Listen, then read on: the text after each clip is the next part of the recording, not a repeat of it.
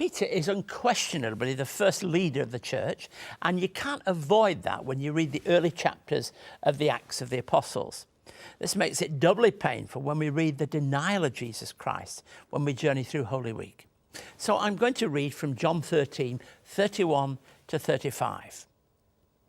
When he was gone, Jesus said, "Now the Son of Man is glorified, and God is glorified in him. If God is glorified in him, God will glorify the Son in himself, and will glorify him at once. My children, I will be with you only a little longer.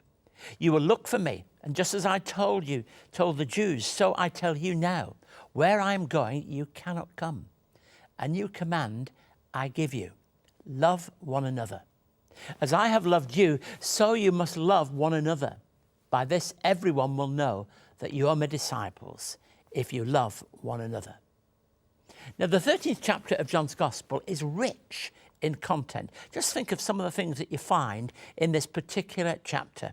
We find Jesus washing the disciples' feet, which will forever be in the minds of Christian people an image, a picture, a description, if you like, of what discipleship is all about. Then we find Jesus predicting his betrayal. Those are painful words, really, and hard, really, I think, for those who would read it at the very first time to fully grasp it, and knowing that Jesus was aware of it and knowing what they'd lived through with what he proved to be the case. And Jesus telling of Peter's denial. This is probably harder than the betrayal, really, because this is one who really was loyal to Jesus in so many ways, and to know that he would deny. Peter would never forget these words of Jesus, and they would be painfully etched upon his life.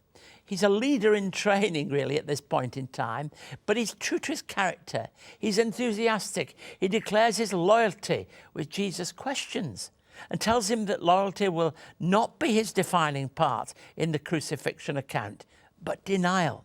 Just consider that denial. Remember who it is that is denying him. Peter, this apostle that was there and called by the lakeside and called to be a leader, spokesman at times for the disciple. You see, it's a denial which will hurt him. It will hurt him profoundly in the deep places of his life. I can't imagine what it's like to be alongside Jesus and hear him say that. It's a denial which goes much further than just hurt for him. I think it defines all of us, because all of us know there are times in our lives when we know what it is to deny Jesus, probably by what we say, more often by what we do. When we know that we may want to be as loyal as we can be, we may declare ourselves to be followers, but we know that we deny him. But it's a denial also that will prepare him for his future and his dynamic leadership.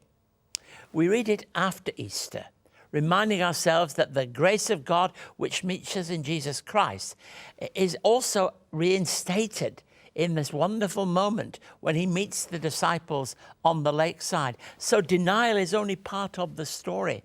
There will be reinstatement, but maybe Peter is made more into the man he is by his journey through denial into reinstatement by the risen Lord. Perhaps that makes him the kind of person that can understand, the person who will give himself entirely, and if tradition is right, who will himself die for the sake of following Christ.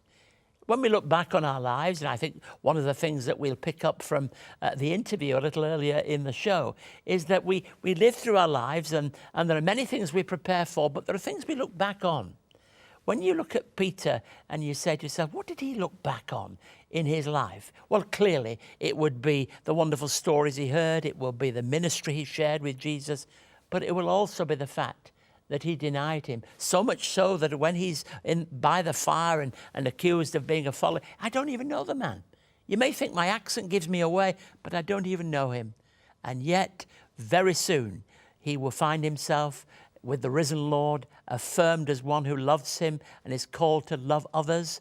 And then there's that marvelous sense in which at Pentecost, he will stand, all the disciples with him. That moment of his life is now gone, and he'll declare the risen Christ. What a wonderful journey in this person, Peter, the great apostle, the first leader, and the one who went on a journey, a difficult journey, a tough journey, a journey that involved pain and hurt, denial, but comes eventually to be that of a reinstated Lord and one who truly will always be a leader to the disciples and for the Christian community for all time. Oh, what a person and what a Saviour to give him that strength.